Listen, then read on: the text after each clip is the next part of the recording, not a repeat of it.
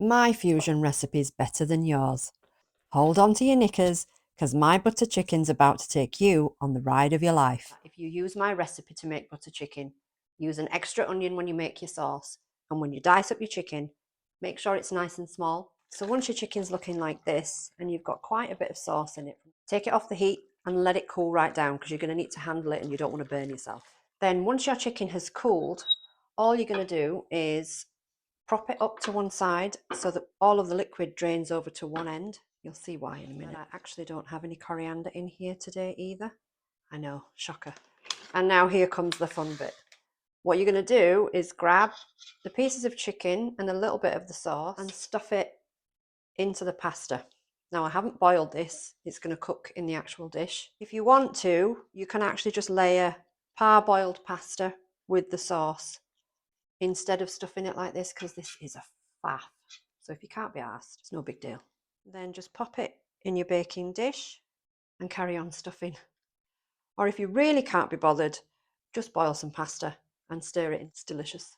And then once you've got one layer of pasta at the bottom, grab some sauce and drizzle it over the top, and then sprinkle over a layer of cheese.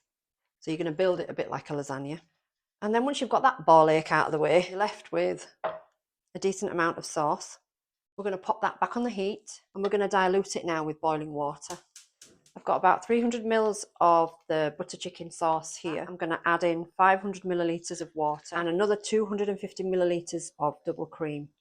Yeah, your diet's going out of the window with this one. Then once that's mixed in and it's come to the boil, all you're going to do is ladle it into your pasta. And then top it with cheese. Use whatever cheese you want. I'm using cheddar because we like that. Now I didn't have a dish big enough to house all of that pasta, so I've split mine into two, but if you've got one that's big enough, do it all in one, it will work a lot better.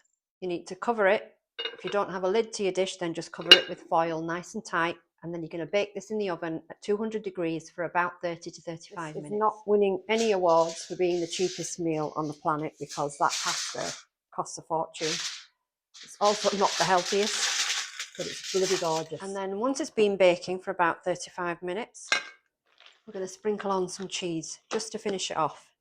Now, this pasta was actually quite thirsty, so I did end up adding a little bit of extra water in midway through baking. So if you find that your pasta is not quite cooking, just add in a little bit more water. It does have a slightly crispy texture just on that top layer. Now we're going to put this back in the oven for just for a minute so that that cheese can melt on top, and you're going to leave this uncovered.